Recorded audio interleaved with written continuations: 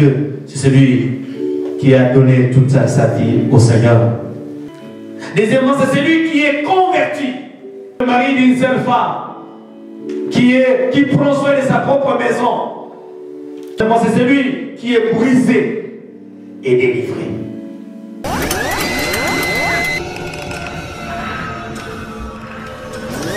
Accédons à des choses qu'eux-mêmes n'ont pas eu.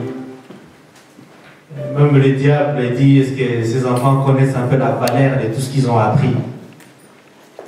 Merci beaucoup les visionnaires de l'Église. Il est important de nous recadrer, de nous ramener dans les choses combien important que nous recevons dans cette Église.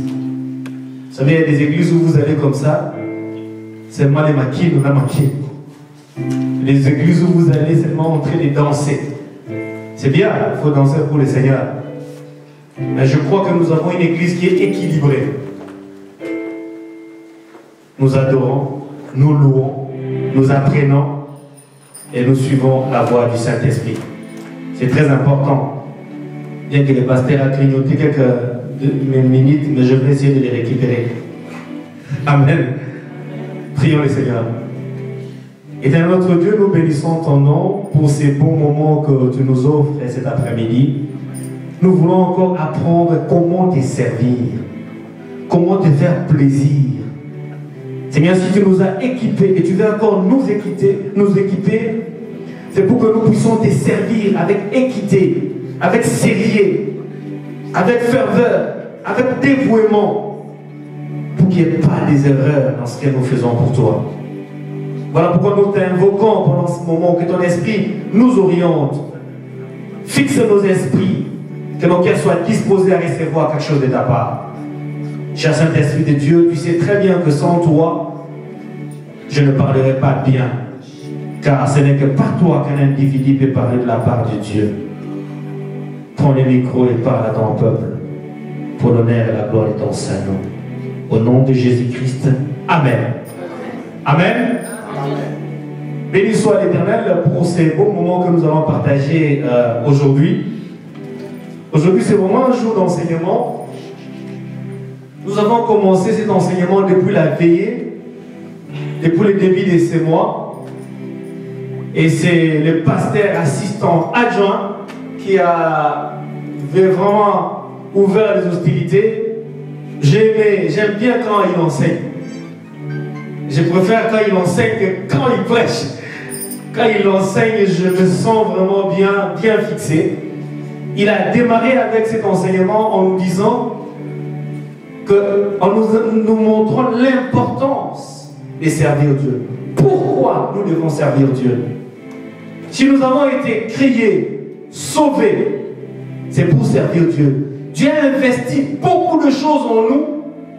Il attend au retour que nous puissions les servir. Il a donné un exemple très important. Quand quelqu'un investit beaucoup d'argent dans une affaire, il attend un résultat. Mais combien malheureux quand on voit un entrepreneur, un homme d'affaires qui investit et au retour il a un fiasco. C'est comme s'il a jeté tout cet investissement dans l'eau. Dieu nous a dotés de son esprit. D'abord, il nous a envoyé son propre fils. Il nous a dotés de son esprit.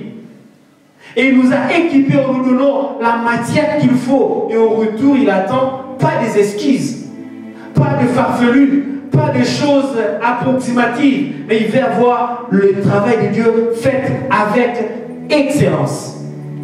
Ça, c'est ce que mon Dieu attend de moi et de toi.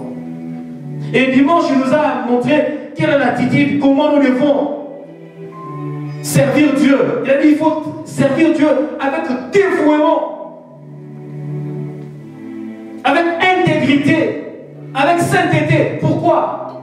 Parce que la personne à qui nous servons, il a sa nature et nous devons respecter les choses telles que lui-même est et telles que lui-même voudrait le faire. Mais il ne l'a pas fait, il nous a cédé de le faire. Il nous a dit qu'être dévoué pour le Seigneur, c'est prendre la chose à cœur. Celui qui est dévoué, on ne lui demande pas de faire quelque chose. Celui qui est dévoué, Quand il ne le fait pas bien, il n'est pas à l'aise. Il n'a pas la quiétude ni la tranquillité.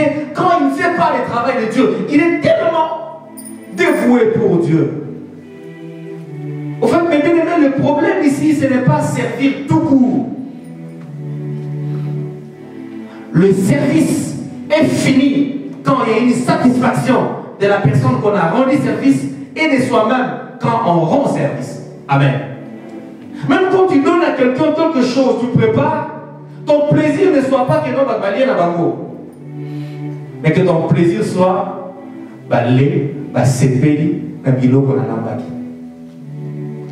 mais les gens s'arrêtent par le fait seulement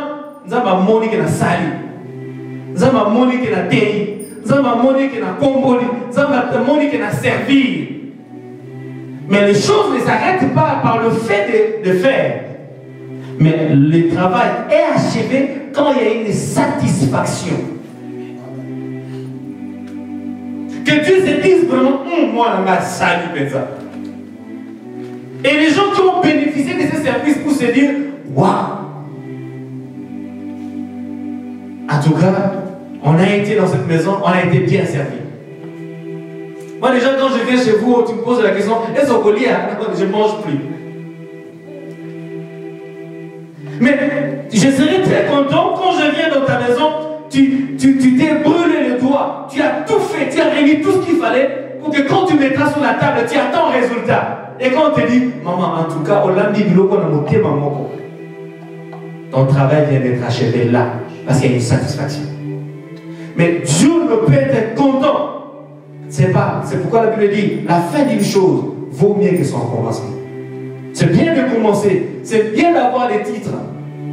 Mais quand on sert Dieu, on doit réaliser, faire une évaluation de ce qu'on a fait. Même devant la porte, même dans le social, tout ce que vous faites, la satisfaction, c'est le résultat d'un bon travail accompli. Alléluia. Mais bien aimés, aujourd'hui, je viens vous parler de quelque chose, toujours dans ces grands thèmes. Nous allons apprendre de quelle manière on sert Dieu à l'église. Alléluia. Façon nini basale la ganzambe katina lingomba. De quelle manière il y a un modèle, il y a une façon de servir Dieu. On ne sert pas Dieu comme on l'entend. On ne sert pas Dieu comme on a appris chez soi. On ne sert pas Dieu selon sa culture. Oh, mais c'est catastrophique. Non, on sert Dieu selon le modèle que Dieu lui-même a établi dans sa parole. Alléluia. C'est pourquoi il a demandé à Moïse, construisez-moi l'arche de l'alliance. Il a dit non, si je vous laisse, je sais que vous avez les talents. Je sais que je vous ai doté de l'imagination. Je sais que vous avez une façon de faire les choses. Mais je sais que vous êtes aussi humain. Alléluia. Je sais que vous venez aussi de l'esclavagisme, mais vous avez aussi des choses. Je dois vous donner mon modèle à moi, ma façon à moi de faire les choses. Alléluia. De quelle manière faudrait-il servir notre Dieu? Mais bien aimé, mon enseignement d'aujourd'hui c'est divisé en 5 parties. Alléluia. La première partie, nous allons apprendre la définition de quelques concepts. La deuxième partie consiste à se poser une question. Qui doit-on servir? 3. Qui doit servir Dieu? 4. De quelle manière faudrait-il servir Dieu à l'église? Et enfin 5, ça serait la conclusion. Amen. Après avoir donné, mes bien-aimés, ces canevas de notre enseignement d'aujourd'hui, J'aimerais vous donner d'abord l'objectif que Dieu m'a mis à cœur et qu'il a permis par rapport à la vision que le pasteur a donnée au début de ces mois, que nous cherchons à poursuivre en donnant l'enseignement d'aujourd'hui. Mon enseignement d'aujourd'hui a un auditoire cible. Et cet auditoire, premièrement, pour ceux qui veulent servir Dieu. Deuxièmement, pour ceux qui sont dans le service déjà de Dieu. Et trois, ceux qui hésitent encore à servir notre Dieu. Mais dans tout ceci, le but, c'est de nous apprendre comment amener Dieu à être satisfait de notre service.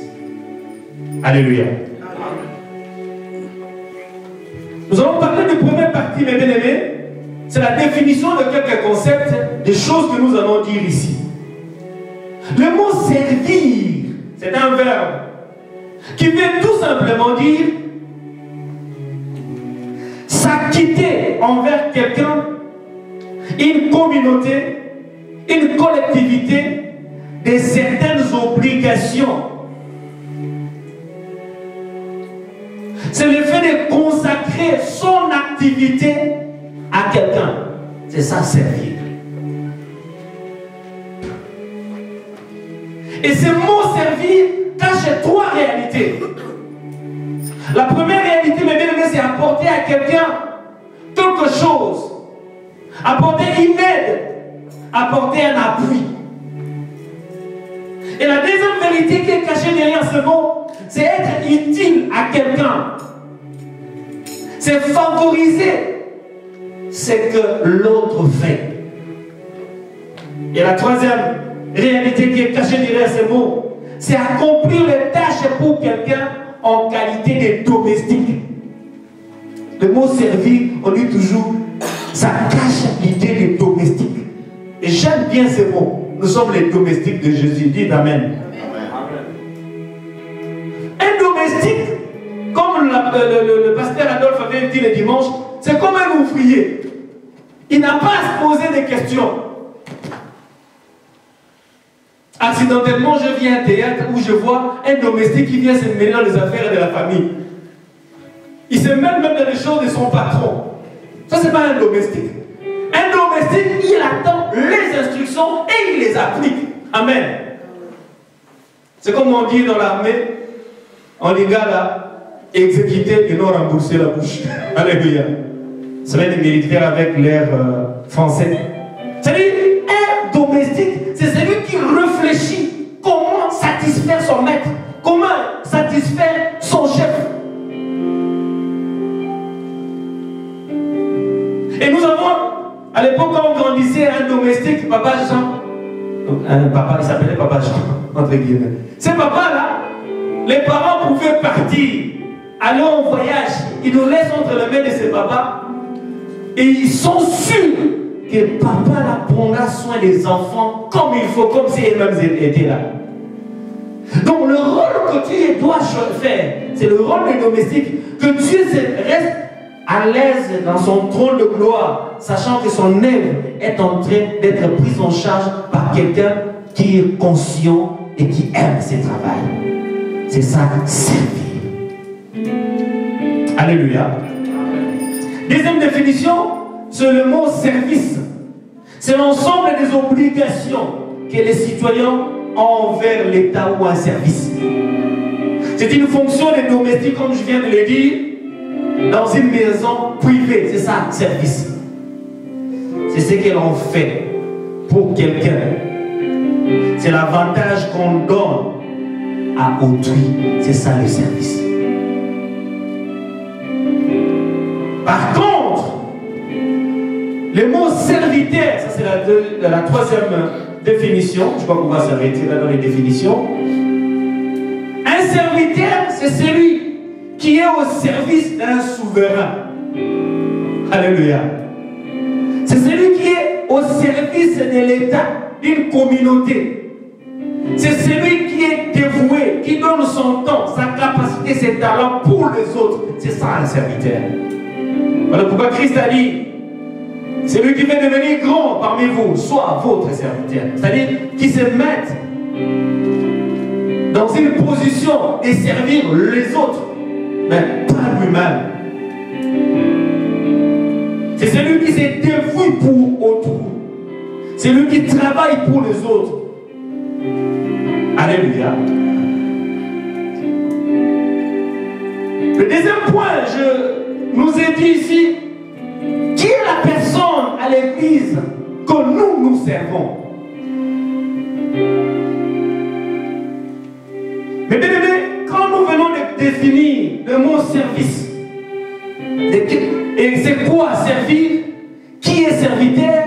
Maintenant, nous revenons dans le contexte de l'église. Quand nous venons ici à l'église, ce que vous faites, vous servez qui? Ça, c'est un élément très important. Parce que beaucoup de gens, quand ils viennent à l'église, ils croient qu'ils servent le pasteur. Ils croient qu'ils servent à une catégorie de personnes. Jusqu'au point même que quand il finit de faire, au moins il est dans la salle. Mais non, nous servons Dieu. Amen. C'est lui qui est conscient qu'il ne sert pas un individu, mais il sert Dieu. Il prendra son travail avec beaucoup de respect et beaucoup de sérieux. Parce que nous ne servons pas un individu. Et voilà pourquoi on n'attend pas d'un salaire auprès d'un individu. On ne peut rien réclamer auprès d'un individu parce que nous servons l'éternel Dieu. Nous utilisons nos véhicules en y mettant du carburant sorti de notre poche. Nous balayons l'église. Nous servons au protocole. Nous intercédons pour des personnes même que nous ne connaissons pas ou nous n'avons pas intérêt dans leur vie privée. Nous servons Dieu au niveau de l'équipe de social. Nous ne servons pas les individus comme nous. Nous servons l'éternel Dieu Tout-Puissant. Amen. Amen. Nous servons celui qui est le rémunérateur de ceux qui les cherchent. Nous servons celui qui paye très bien ses ouvriers. Nous servons celui qui ne retient la dette de personne. Nous servons celui qui a dit que l'ouvrier mérite son salaire. Et il est conséquent par rapport à ton travail pour qu'il puisse te rémunérer. Nous servons celui qui nous a sauvés de la mort. La Bible dit, il nous a tirés du royaume des ténèbres. Il nous a amenés dans la vie. Il a changé notre malédiction en bénédiction. Il a payé nos dettes. Il a été cloué, lui qui était innocent. Il s'est substitué à notre place en prenant notre place de pécheur. Et il a subi la condamnation qui était prévue pour nous. C'est cette personne-là que nous servons. Amen. Amen. Celui qui est conscient de cela, mes bien-aimés, il ne fera pas des choses de n'importe quelle manière. Il est important de souligner, de savoir qui tu sers. Et ton travail, pour savoir celui que tu sers, est défini par la qualité du travail que tu produis. C'est lui qui sert Dieu et qui connaît ce Dieu qui sert, on le reconnaît par sa qualité du travail. Mais si tu sers un homme, mais quand tu sers Dieu, tu sais qu'il est méticuleux, qu'il est organisé, qu'il n'est pas la négligence. Celui-là, il est ta source. Il a fait tout pour toi. Il veille nuit et jour pour toi. Même quand il ne sait pas, il écarte des dangers dans ta vie. Il protège tes enfants. Il est le garant de ton avenir. Si tu es conscient de cela, ta façon de travailler pour Dieu va changer. Nous servons celui que nous ne connaissons pas. Mais si tu connais que tu sers Dieu, personne ne va te pousser d'aller à l'église. Personne ne va te pousser à servir Dieu. Personne ne va insister et courir derrière toi. Parce que je sais en qui je crie. Amen. Je les sers parce que je les connais et je l'aime. Mais ta façon de servir Dieu, on saura. C'est la même manière quand on voit un enfant. Ma mère m'a appelé, mon grand frère toujours, moi on a du loco. C'est-à-dire, quand il y a la bouffe, mon frère mange sérieusement. La seule chose où il prend soin, c'est sa nourriture. Mais quand on l'envoie, il boude. Quand il fait quelque chose, il murmure, il rouspète. Pourquoi? Parce qu'il n'y avait pas une bonne relation avec la personne qui l'a envoyé. Mais si tu connais Dieu, la chose de Dieu, tu prendras ça à cœur. Et quand ce travail de celui-là qui t'a sauvé n'est pas bien fait, tu ne peux pas avoir le sommeil. Tu ne peux pas être tranquille, avoir la quiétude comme au Salabatonzam, les arbres. Et quand tu connais Dieu, la Bible dit, c'est le peuple qui connaîtront leur Dieu, ils agiront. De quelle manière? Avec fermeté. Le mot fermeté voudrait dire le sérieux. Qui nous servons? Nous servons l'Éternel Dieu Tout-Puissant. Amen. Amen. La troisième chose, qui doit servir Dieu? Alléluia.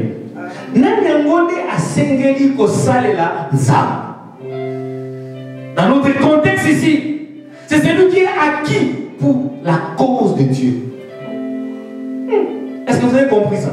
Ouais. Celui qui sert Dieu, c'est celui qui est acquis pour la cause du Seigneur.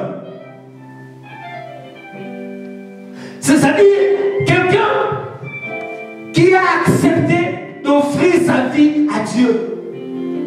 Il est mis à part pour le Seigneur. Il a fait le choix de choisir Jésus. C'est celui-là qui peut servir Dieu.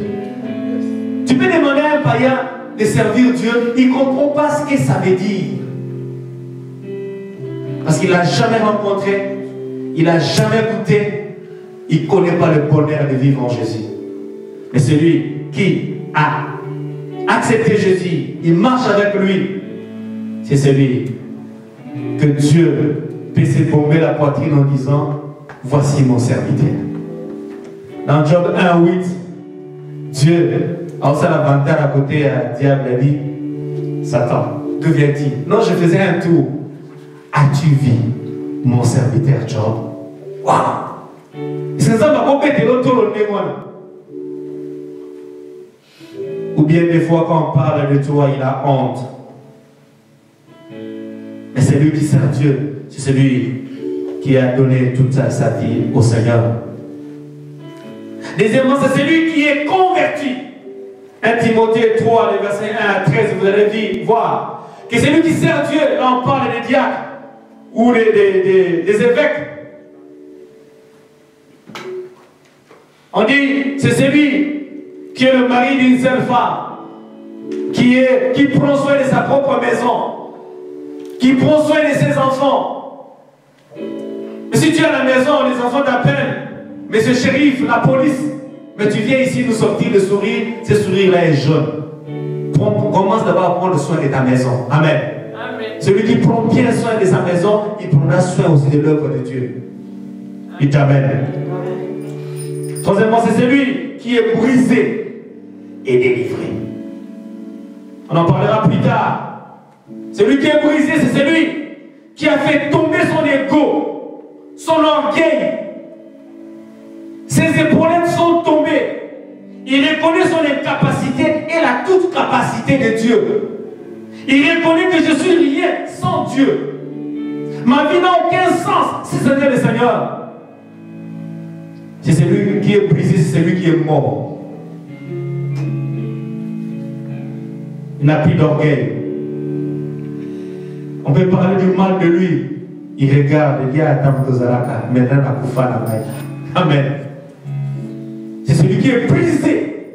Il peut servir Dieu. Parce que dans le travail de Dieu, nous allons voir, il y a tellement de choses, il y a tellement de problèmes, parce que nous sommes des humains. Et en tant qu'humain, il y a toujours des problèmes. Mais quand on trouve le brisement, le travail est facile.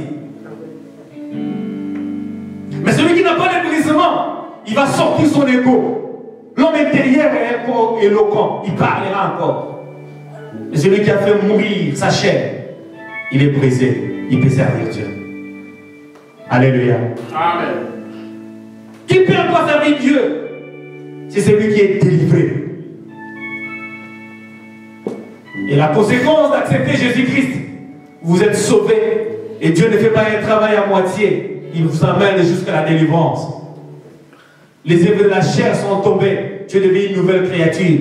Cette personne-là a le goût des choses célestes. Il peut servir Dieu sans embâche et sans problème. Et son cœur est dévoué pour le Seigneur. Alléluia. Être dévoué, mes bien-aimés, c'est celui qui est zélé. Il n'hésite jamais à rendre service. Il ne boude pas parce qu'il est brisé. Mon cœur est à lui. Je lui dois tout. L'homme dit, c'est lui qui est délivré, qui aime le Seigneur. Il aimera le Seigneur de tout son cœur, de toute son âme, de tout son esprit. Tout de lui est au Seigneur. Il le sert sans discussion. Il ne discute pas avec sa poche quand il sort le billet.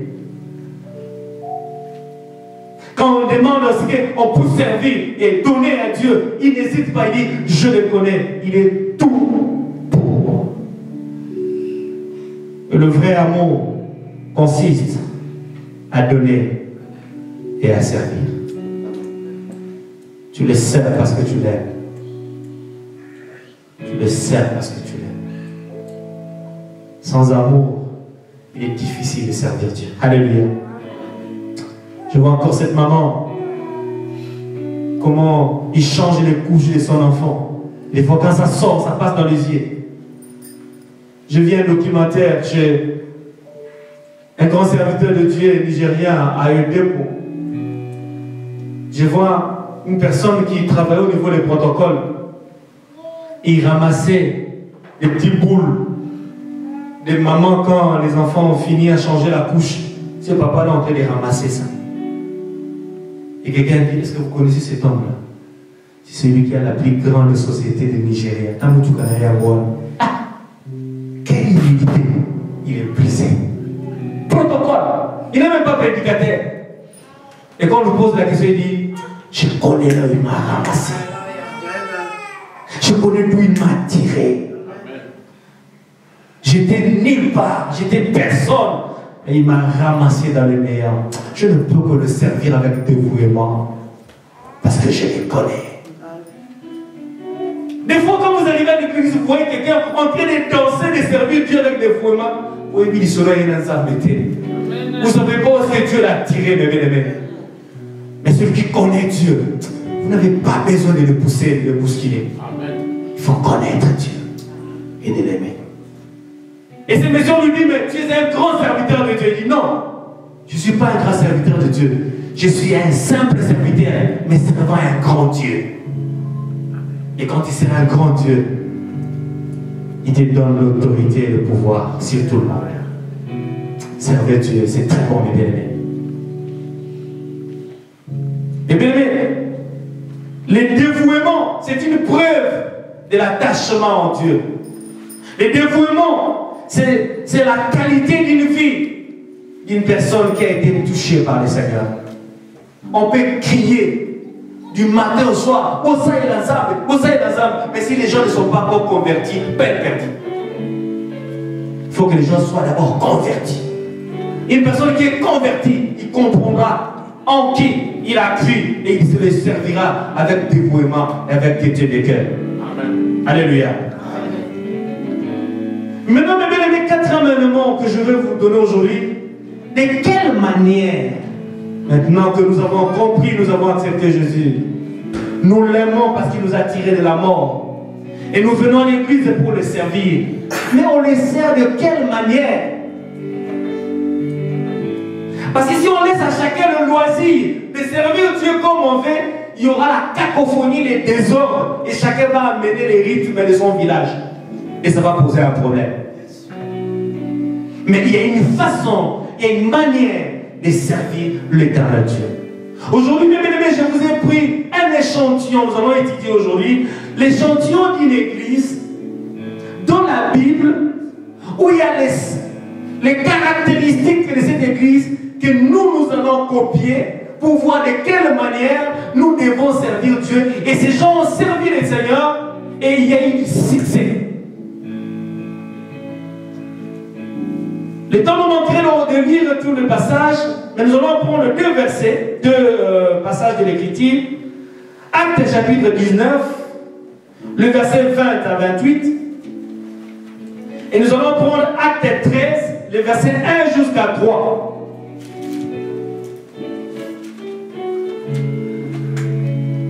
Je vous demanderai vraiment, c'est comme un devoir, Actes 13, 1 à 13. Et vous allez lire aussi Acte 19, le verset 20 à 28. Et c'est comme un devoir, vous allez lire ça à la maison. Mais je vais vous parler un peu de cette église. Il s'agit de l'église d'Antioche. Mais bien aimé, l'église d'Antioche, si vous lisez ces passages-là de l'Écriture, vous allez voir des choses importantes qu'une église doit copier, et j'en ai retenu 5. Il y a 5 caractéristiques que nous allons étudier et apprendre de cette église-là d'Antioche. D'abord, je vous donne un aperçu, un bref aperçu de cette église d'Antioche. L'église d'Antioche, Antioche vient de, on appelait ça à l'époque Koea, qui veut dire rapide. C'est l'ancienne capitale de la Syrie, c'est l'actuelle Turquie. Et cette église, c'était la 3e ville de l'Empire romain après Rome et Alexandrie. Si c'était une église, c'était pour la toute première fois qu'on a appelé les chrétiens, les gens qui servaient le Seigneur, on les a appelés chrétiens. Pourquoi on les a appelés chrétiens? Parce qu'on a vu leur style de vie. La qualité de leur vie reflétait la nature de Jésus-Christ et la doctrine de Jésus-Christ. On se dit non, ces gens sont chrétiens. Qui voudrait dire ils sont comme Christ. Alléluia. Donc si l'église est née, si aujourd'hui on appelle le chrétien, c'était pour la première fois le mot chrétien est venu de cette église d'Antioche. Parce que ces gens vivaient, marchaient, faisaient les choses comme Christ. Ils reflétaient la nature, la qualité, le style de vie de Jésus-Christ. Par la façon de marcher, par la façon de s'habiller, par la façon d'agir. Mais tout le Christ. Jésus. On les appelle chrétiens. Donc pour la première fois, on a appelé les gens chrétiens, c'était Antioche. Mais la première caractéristique que nous allons voir dans cette église, c'était une église cosmopolite. L'église cosmopolite, c'était mélange de nature, de culture, mélange des races. Il y avait des Simons qui venaient de Niger, il y avait ceux qui venaient de l'Italie, il y avait des Africains. C'était une église qui avait un mélange comme à Bella Church. Il y a des Togolais, bientôt il y aura aussi des Blancs, alléluia. C'était de mélange de cultures. Et ce mélange-là était important. Pourquoi? Parce que ça représentait une richesse de culture. Et ce mélange faisait en sorte qu'il n'y ait pas de discrimination. Dans l'église où il y a un pasteur congolais, vous imaginez la suite. Quel est congolais? C'est rare de trouver aussi d'autres nationalités. Mais dans cette église, il y avait mélange de culture. Et si vous lisez dans le verset 3 de Acte 13, là, personne ne disait que lui, il est autochtone. Que les responsables lui appartenaient, que son frère ou bien les tels. Il tenait compte des autres cultures à l'église. Et tenir compte des autres cultures, c'était quoi? Si vous parlez la langue de Lingala, d'autres personnes qui sont là à l'église ne parlez pas Lingala parce qu'il ne va pas comprendre. Parlez français. Amen. Amen. Parce que cette culture-là, c'était une richesse pour l'Église. Dieu a voulu que les gens soient mélangés ensemble. Et la différence est une richesse et non un point de division. Il faut aussi tenir compte de cette différence pour prévenir les conflits raciaux et culturels. Quand vous ne tenez pas compte dans l'Église de cette différence, ça va poser un problème. Aujourd'hui, on peut te mettre à travailler avec un frère qui vient de Togo, qui vient de ceci, essaie de faire des concessions pour s'intégrer et se mélanger avec les autres. À la fin du culte, on voit seulement et vous laissez ces gens-là dépaysés entre eux. Et qui paie, celui qui ne parle pas français, parle avec lui. Il peut te communiquer aussi d'autres connaissances. Ce mélange dans l'église est une richesse très importante, mes amis. Et il faut en tenir compte. Et à l'église d'Antioche, il y avait ce mélange. Deuxième caractéristique de cette église d'Antioche, il y avait la reconnaissance de la diversité des ministères. Ah, c'est là où les Romains sont pas bien. Ils reconnaissaient les ministères de chacun. Et la reconnaissance des ministères cassait au fait la compétition. Et Dieu a permis expressément qu'il y ait cette diversité pour exercer la complémentarité et l'interdépendance. La Bible dit il y avait des docteurs, il y avait des évangélistes. Mais dans ce mélange-là, il faisait au fait la richesse de l'Église. Mais bien, suivez-moi, je vais vous dire une chose. Nous avons la chance avec la Church, à cause de notre leader, qui nous utilise, et il n'y a pas de compétition entre nous. Nous sommes dans la joie de servir ensemble. Quand je vois mon frère en train de prêcher, je suis dans la joie. Mais d'autres églises, mes bien-aimés, sont des combats. Et la diversité est une richesse, ça permet, on sait que les gens soient enseignés. J'aimerais vous dire que dans le ministère, nous avons les 5 ministères. Regardez-moi, dans les 5 ministères, nous avons le ministère d'apôtre, le ministère de docteur, le ministère de pasteur, le ministère de prophète, le ministère d'évangéliste. Ce n'est pas que l'un est plus supérieur à l'autre. Il y a des évangélistes qui sont comme pasteur. Ils ont pas grande de terre. Dites Amen. Ils ont tous le ministère, mais chacun dans sa spécialité. Amen. Amen. Pour les docteurs, son travail, c'est faire asseoir les gens dans la saine doctrine. Enraciner les gens dans la parole de Dieu. Quand ils enseignent, il n'a pas besoin que les gens tombent.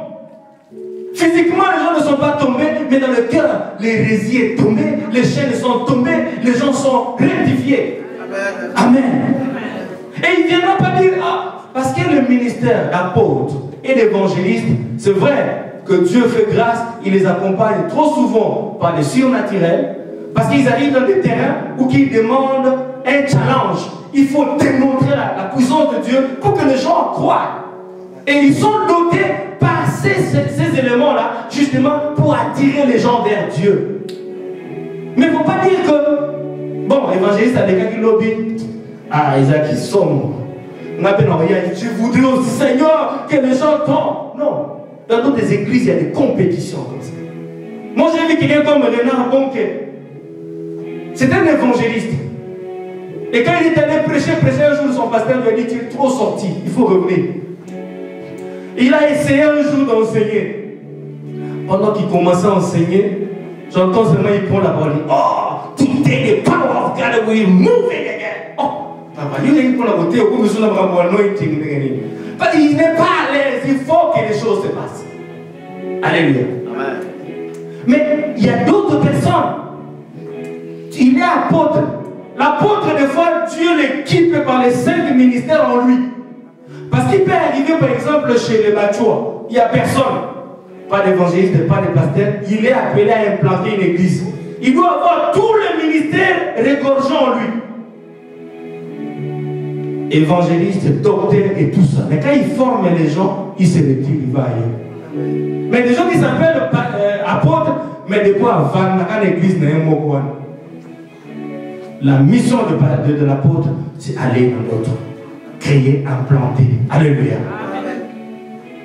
Nous avons Bella Bruxelles, nous avons Bella Ninov, bientôt Bella Charleroi, et puis Bella. Alléluia.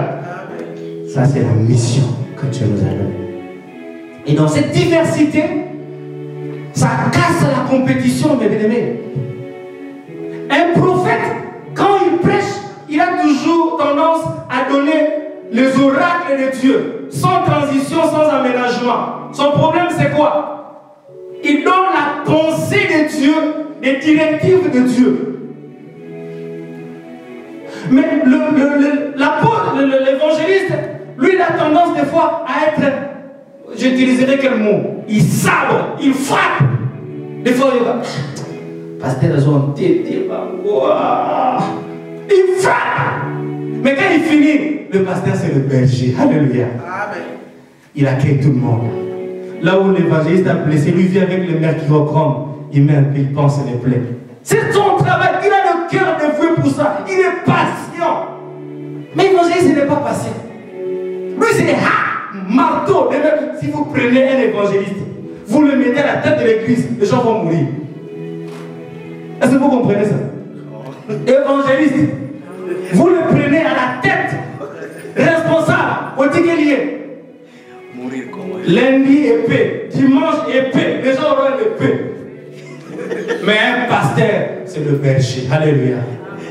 Il paie les troupeaux. Il veille à ce que personne ne s'égare. Il veille à ce que personne ne parte. Il les récupère. Il va les chercher même là où ils ne sont pas là. Là, me dit le berger, s'il avait 100 troupeaux, il peut déposer, abandonner 99, chercher une seule brebis qui s'est égarée. Voilà pourquoi il vous appelle tout le temps. Ça, c'est son travail. Il a la patience, beaucoup de doses de patience pour ça. Amen. Mais la diversité était dans cette église-là. Ils exerçaient la complémentarité et l'interdépendance. Alléluia. Et mes bien-aimés, si aujourd'hui on te demande à cette église-là, on peut te mettre aujourd'hui, toi tu ne fais pas telle chose, on donne à l'autre. L'onction directionnelle que le pasteur a, il peut choisir n'importe qui à l'église pour faire n'importe quel travail. Dites Amen. Il ne faut pas dire que, oh, ils ont ça, non, il peut choisir comme il veut. Dites Amen. Vous savez, un jour, je donne ce témoignage à ma honte. Dites Amen. Dites Amen. Amen. Un beau jour à la borne, j'étais en train de prêcher. Je devais donner un séminaire de 3 jours. Je prêchais le premier jour. Ah, c'était très bien, je bénis Dieu. Deuxième jour, j'entends le pasteur m'appeler. Mike, tu dois suspendre l'enseignement. Il y a un frère que Dieu utilise beaucoup. Il vient de Bandundu. À la borne là-bas, à Bandundu. Mais Dieu l'utilise puissamment. Nous voulons aussi bénéficier de sa grâce. Il a stoppé, à tes lobby et puis à clôturer dimanche. Dans mon cœur, j'avais eu très mal. Je l'ai dit à ma honte, j'ai eu très mal dans mon cœur. Le frère est venu. Si vous le regardez, mes bien-aimés, je crois que la dernière fois, il a passé les peignes sous sa tête, ça date d'il y a 1 mois. Terrible. Si vous voyez son accoutrement, il ne connaît pas ce que ça peut le faire à repasser. Il ne sentait pas bon. Mais quand il a ouvert la bouche, eh bien, quelle profondeur, quelle puissance, quelle capacité d'agir. Ces jours-là, j'ai vu des goitres disparaître. J'ai vu des plaies se sécher. J'ai vu des choses, des actes des apôtres. Et on faisait qu'après chaque prédication, après les enseignements, le pasteur nous donnait un local où on recevait les gens. Le lendemain, les gens venaient dans le bureau où j'étais pour recevoir et prier avec eux. Mais le lendemain, tout le monde sortait de chez le frère.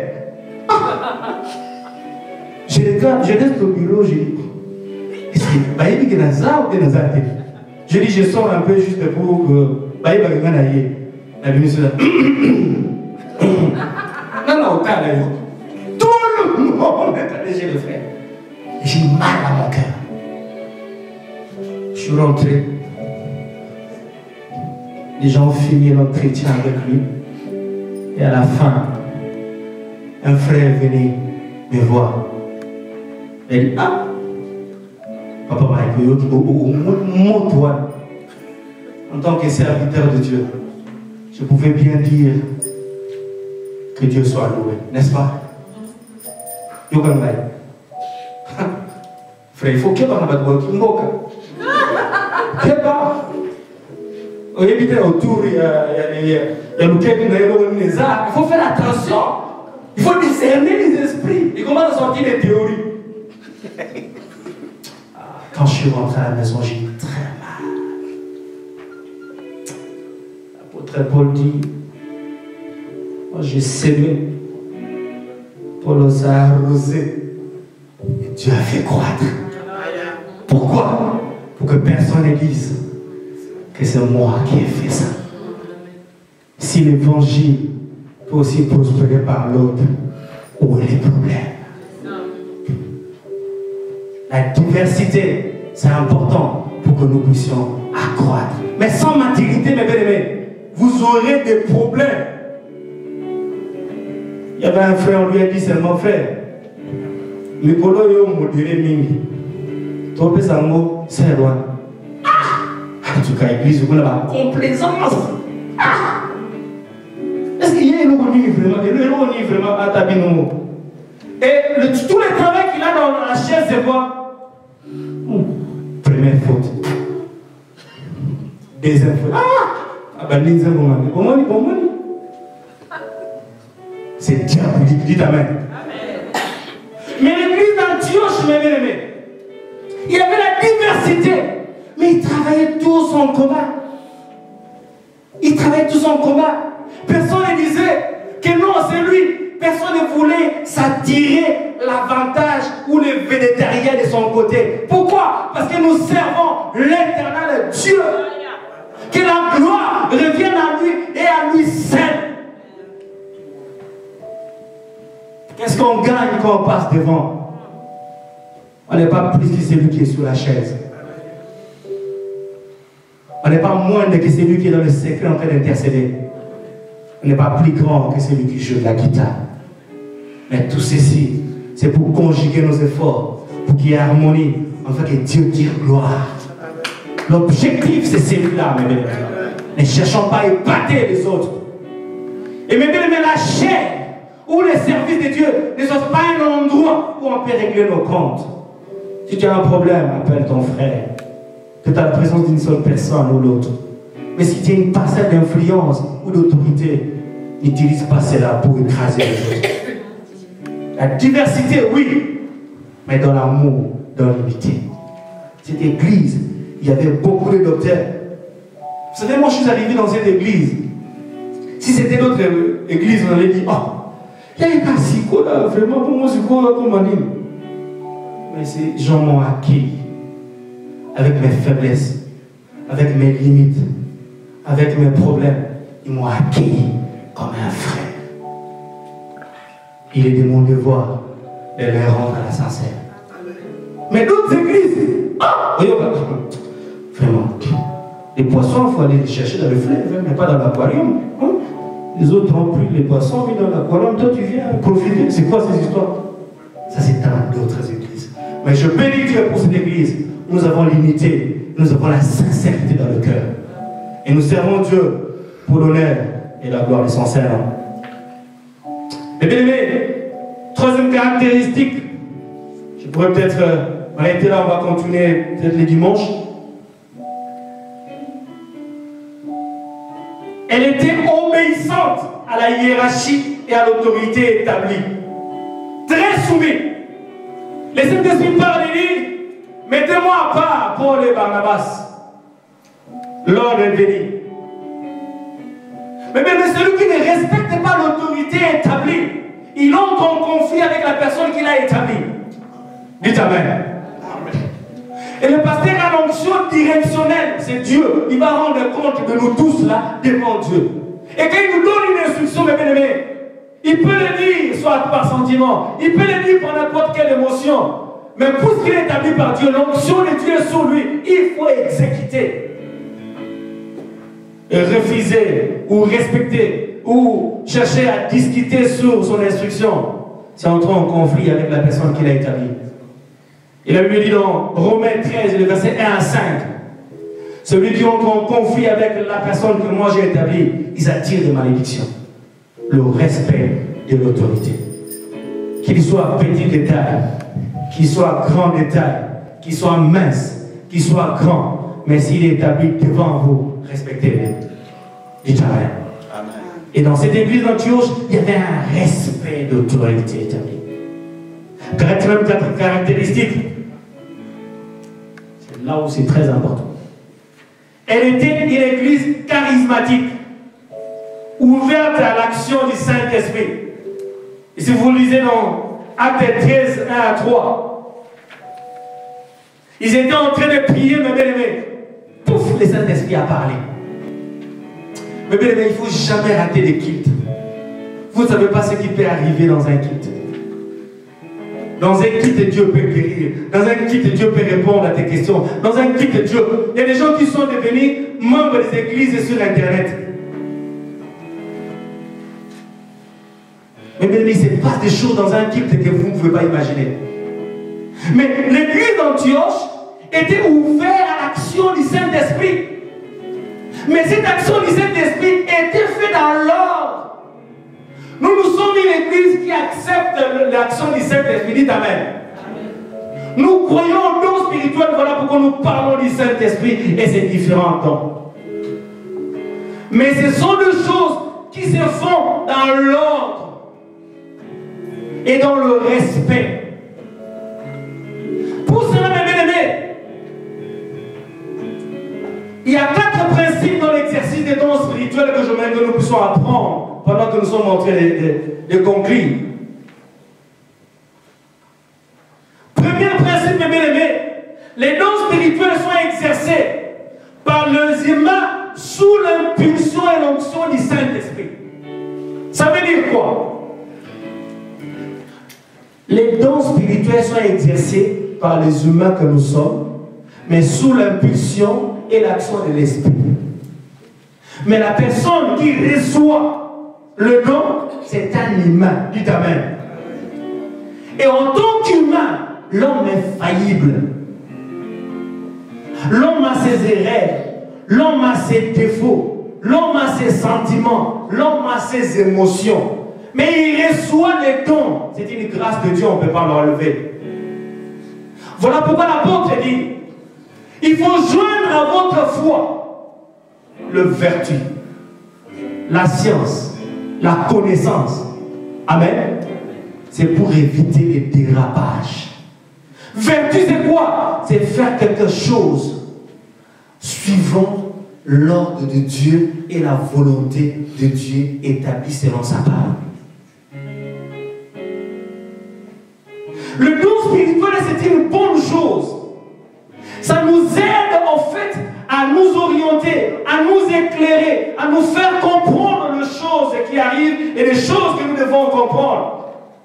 Mais le don spirituel, c'est un côté où le diable vient aussi trop jouer pour pouvoir déstabiliser les enfants de Dieu.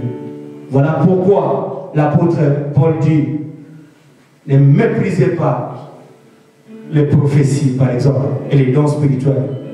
Mais il dit examinez, retenez ce qui est bon, mettez de côté tout ce qui ne confond pas avec la parole de Dieu. Amen. Le premier principe, c'est ça d'abord, l'être humain. L'enveloppe, si elle est sale, vous pouvez prendre une lettre écrite par un papier tout blanc, vous le mettez dans une enveloppe. Quand cette enveloppe-là est sale, ce n'est pas la lettre qui est sale. Ça a été entaché à cause de l'enveloppe. Le corps a ses émotions. Le deuxième principe, il y a une différence. Parlons des dons de révélation. Il y a des dons de révélation. La prophétie et la parole de connaissance. Mais dans cela, il y a une différence entre l'intuition et la révélation. Dites Amen. L'intuition, c'est quoi? C'est une connaissance directe, immédiate de la vérité, sans recours au raisonnement et à l'expérience. Je donne un exemple. Quelqu'un est en train de rouler, il est devant vous, vous êtes derrière.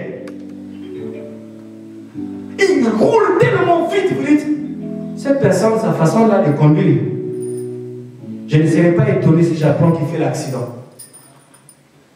Et vous arrivez 100 mètres après, le coup, il y a un accident. Au moins, il y a un prophète. Ça, c'est l'intuition. À cause des faits qui se produisent, vous analysez et vous trouvez que ça peut arriver à un dégât. Ou vous voyez quelqu'un, sa façon de vivre, la tête en l'air, un peu l'effervescence, vous dites, oh Dieu, non, mon époux. Ce qui est là, a eu problème, j'en retiens à te mettre. Le moment où on a un jour, on voit problème. Ça, c'est l'intuition.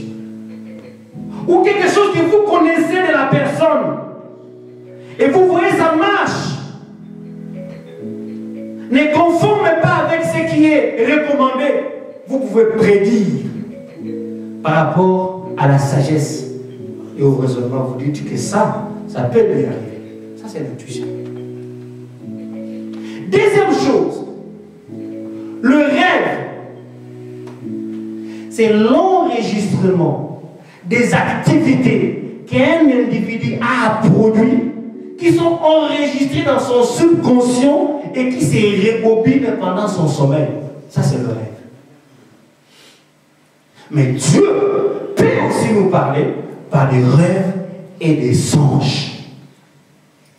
Voilà pourquoi le discernement est important pour que nous puissions savoir que ça, c'est le fruit de mes raisonnements, de ce que j'ai enregistré. Mais ça, je n'y ai même pas pensé, mais Dieu m'a donné avec des messages clairs. Dieu ne peut pas nous laisser dans un flou quand il nous donne un message. Alors, ceci revient à dire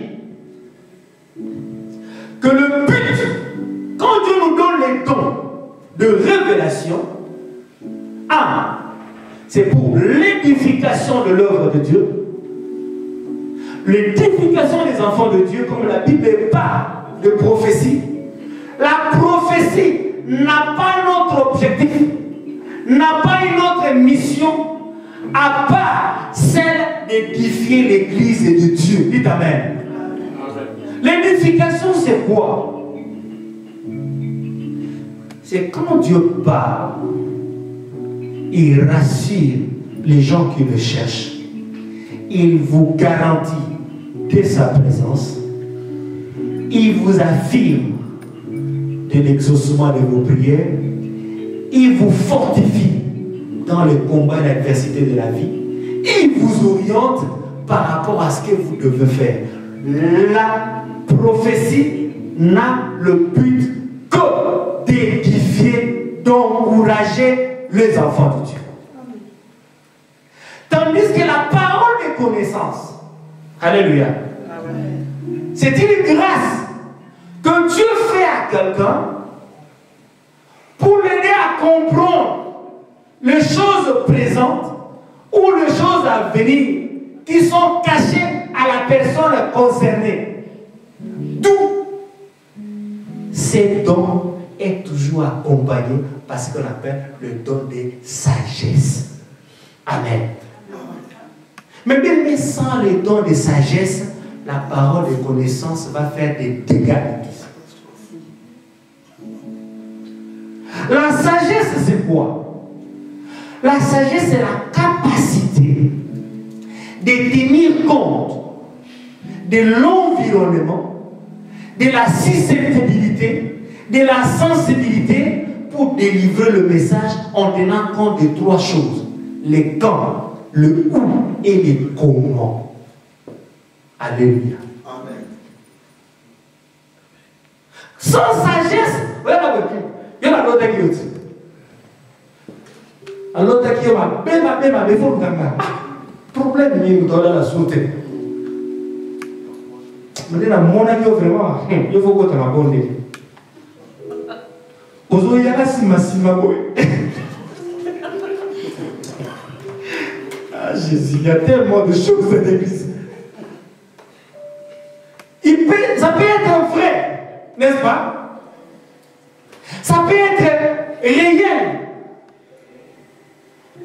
Mais si tu ne tiens pas compte de la sensibilité, de la susceptibilité, de l'environnement, et tu ne délivres pas en tenant compte de quand, de où et de quelle manière il faut le dire, tu vas assumer des responsabilités.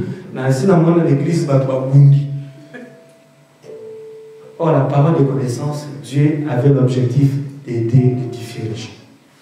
Mais bien aimé, si on ne tient pas compte de ça, mais à l'église ici, d'Antioche, on a tellement tenu compte de ces choses qu'il n'y a jamais eu d'enregistrement de problème. Nous avons présenté le mariage. On soit là, et vous donnez comme ça une révélation directionnelle qui engage la vie d'une personne. Et vous le prenez avec beaucoup de légèreté. Et tu ne tiens même pas compte que ça c'est ton intuition, tes sentiments, tes problèmes. Et tu mélanges cela avec un message. Le temps nous montrer de discerner quand on entend comment Dieu parle et comment ça peut s'exercer à l'église. Mais c'est important de comprendre cela pour prévenir des dégâts. Alléluia. Amen. Pasteur Nemozana, vraiment, il faut qu'on t'appuie. Nous avons dit, Nicolas, ils ont eu quoi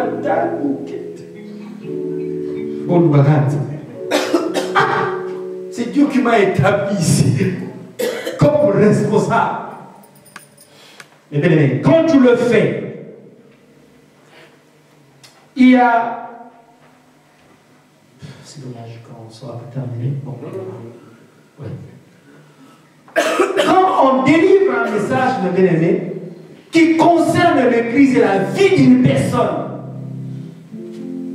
il y a la parole de connaissance. À l'église, la sagesse voudrait que quand vous recevez quelque chose concernant une tierce personne à l'église, l'ordre établi à l'église voudrait que vous puissiez aller voir. Pas 2 personnes, pas 3 personnes, mais le responsable numéro 1 de l'église. Dites Amen. Amen. Papa, nous avons vraiment, il parle ici, nous avons 3 fois. Avec le pasteur, vous débattez. Pour ce que Dieu l'a établi à l'église, il doit donner l'onction, la capacité de discerner. Vous allez étudier cela. Après, il va te donner des conseils. Ne délivre pas le message avant d'en avoir discuté avec le visionnaire. Dites Amen. Amen. Pourquoi? Nous craignons qu'il n'y a pas la garantie totale de l'enveloppe de la sagesse pour la délivrance du message. Amen. Mais l'Église ne bloque pas, ne freine pas et n'étouffe pas les dons spirituels. Et il les accueille avec sagesse pour préserver l'Église de Dieu et l'œuvre salvatrice au moton pour faire la course. Amen. Il y a quelqu'un qui a payé de sa vie pour que l'Église existe. Et ne venez pas pour pouvoir les détruire. Mais les dons spirituels, il faut les canaliser. Il y a des choses qu'on peut accepter au début. Quand quelqu'un commence à exercer les dons spirituels, il y a des ratés. Nous tous ici, on a un raté. Il y a des choses vraiment que on est en train de prier. je vois un gobelet, je vois un diapositif avec 56 et je vois les comprimés. Et je viens voir la personne et je dis, à la Kisinga que il faut que kisi aux anango au melakamona mai na mono ngiro melakamona ya mibimba. Un frère m'a appelé, non. Le frère a l'intention de se suicider en mettant le comprimé dans le verre à Melakoufa. Et il est raté. Au début, c'est normal. Et c'est un moment où Dieu peut parler dans les koukouma. Pourquoi? Parce que vous avez les sentiments. Les gens qui sont nervotiques, les gens qui sont phlegmatiques, les Saint-Esprit viennent, ils les prennent avec émotion, avec leur corps. Ils peuvent dire en titubant, même en bégayant. C'est normal dans un début. Mais quand on devient mature dans l'exercice des dons spirituels, avec les enseignements, vous allez le dire avec maîtrise. C'est pourquoi il faut grandir dans l'exercice des dons spirituels. Et pour mieux grandir, il faut rester comme Samuel a fait. Samuel le plus grand, qu'on disait qu'il n'y a pas un grand prophète comme lui. À plusieurs reprises, Jésus, Dieu l'appelle. Il n'entendait pas, il va chez Élie. Est-ce que tu m'as appelé? Mais quelqu'un l'a appris. Il dit non, cette fois-ci qu'on appelle, c'est du Seigneur parle. Il faut qu'on appelle. Et j'aime l'humilité dans l'exercice des dons spirituels. Et la dernière chose, dans le principe d'exercice des dons spirituels, les dons spirituels, nous allons lire un verset.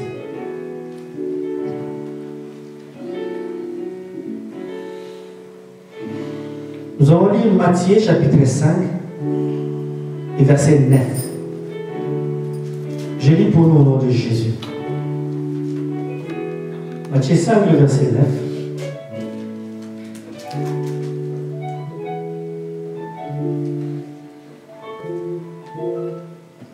Errez ceux qui procurent la paix, car ils seront appelés fils de Dieu. Dites Amen. Heureux, pas ceux qui prêchent. Heureux, pas ceux qui ont le col pastoral. Heureux, pas ceux qui chantent. Mais heureux, ceux qui procurent la paix. Et pour avoir la paix, il faut avoir l'amour. Amen. L'amour dans 1 Corinthiens, chapitre 13. Vous allez lire le verset 1 jusqu'en bas, jusqu'à 8, 13. La Bible dit ceci: que les prophéties passant, les langues disparaîtront. Mais il y a quelque chose qui persistera jusqu'à l'éternité. C'est la charité. L'amour ne périt jamais. Pourquoi? L'amour, 1, ça ne soupçonne point le mal. 2, l'amour croit tout, espère tout, accepte tout. Même presque même la naïveté. Croit tout.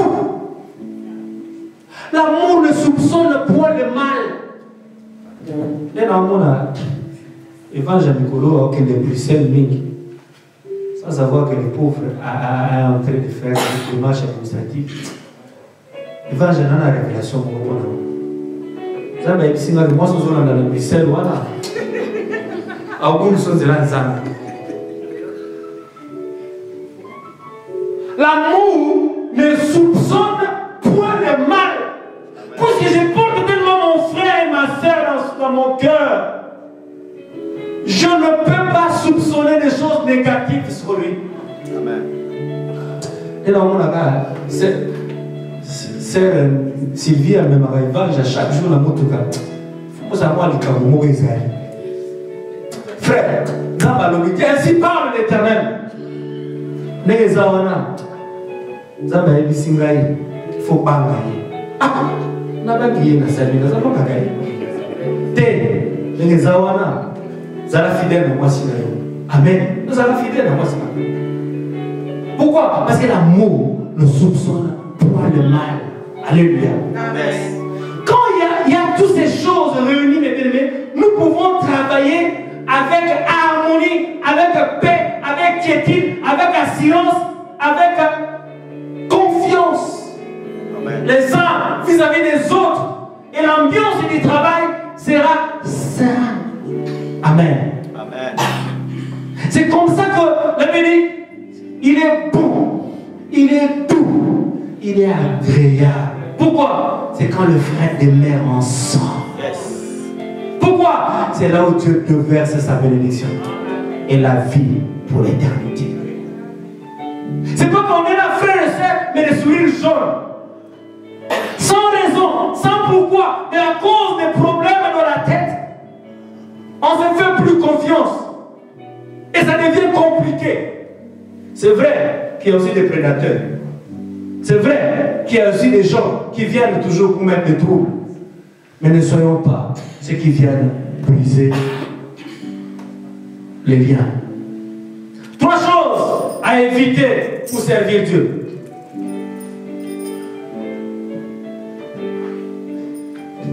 Les bien-aimés, pour servir Dieu, il y a 3 choses que nous devons éviter et élaguer cela de notre comportement. La première chose, c'est enlever les limites. Dites Amen. Je ne sens pas encore prêt. C'est bien, mon frère. Vous savez, tu deviens théologien. Tu commences à expliquer.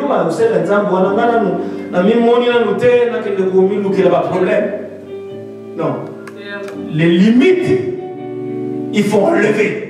C'est les diables qui t'empêchent à servir Dieu. Amen. Les limites linguistiques, les limites d'instruction. Le français, c'est compliqué.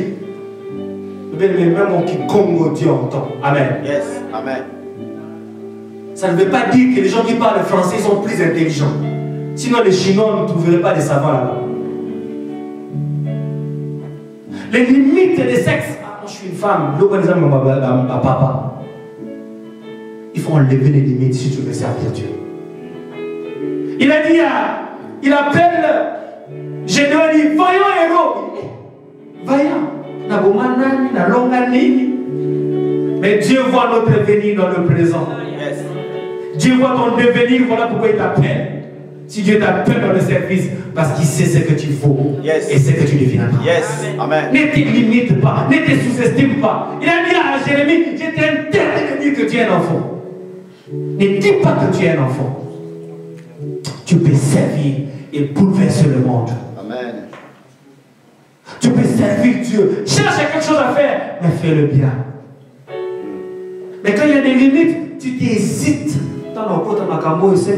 C'est vrai. Quand tu t'engages à te consacrer à servir Dieu, tu vas perdre peut-être certaines relations.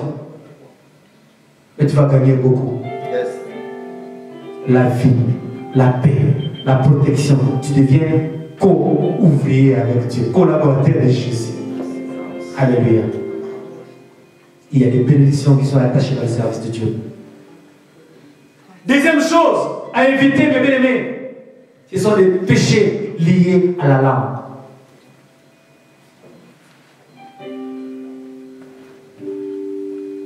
Les péchés liés à la langue, c'est là où nous allons chuter. Il y a 3 péchés attachés à la langue. C'est le rapporter, calomnier et médire. Tous ces 3 péchés ont comme objectif salir la réputation. Mais celui qui sert Dieu, il a fait une alliance avec sa langue. Je garderai la réputation de mes frères et sœurs intacte. Yes. Et je ne voudrais pas que le diable utilise ma langue. Mais bien aimé, la calomnie et la médisance, ils ont toujours quelque chose en commun, c'est les détruire. Mais l'un qui est calomnie, basé sur la vérité, mais la médisance est basée sur la fausseté. Mais l'objectif, c'est de nuire. Et un rapporteur est plus pire que les deux. Parce que la Bible dit celui qui rapporte, et la Bible dit celui qui détruit. Il a appris quelque chose à 23h45. Il prie que les débouilles du monde puissent passer vite. Et premier appel le matin. c'est pour leur raconter. On a beaucoup de monde dans le supermarché, nous avons dit Baba Kangi. Alléluia. Mais faites l'alliance avec le Seigneur en disant, ma langue, jamais sera utilisée pour détruire. Ma main que je sers à l'Éternel ne sera jamais utilisée pour détruire. Ma vie utile pour le service ne sera jamais utilisée pour nuire. Mais bien aimé le Seigneur, on va conclure le dimanche prochain. Ce que je voudrais vous dire ici, pour conclure cette petite partie, c'est que l'église d'Antioche nous sert beaucoup de leçons. Et ces leçons, nous devons le comprendre à l'église pour que nous puissions savoir comment faire plaisir à celui qui vous a appelé. Si vous êtes vraiment convaincu que Dieu vous a appelé à son service, attachez-vous à lui et servez-le avec dévouement, avec désintéressement. Désintéressement, c'est que tu n'attends pas quelque chose en partie au retour. Mais tu fais ça pour que le Seigneur qui est dans son trône soit content de toi. Et dimanche, le pasteur Adolphe nous a parlé de l'intégrité. L'intégrité, c'est aussi rester constant. Quel que soit le temps, les circonstances, tu restes intègre. Rien ne peut t'influencer, ni les amis, ni les circonstances, mais tu sers Dieu toujours avec le même zèle. Que Dieu bénisse sa parole.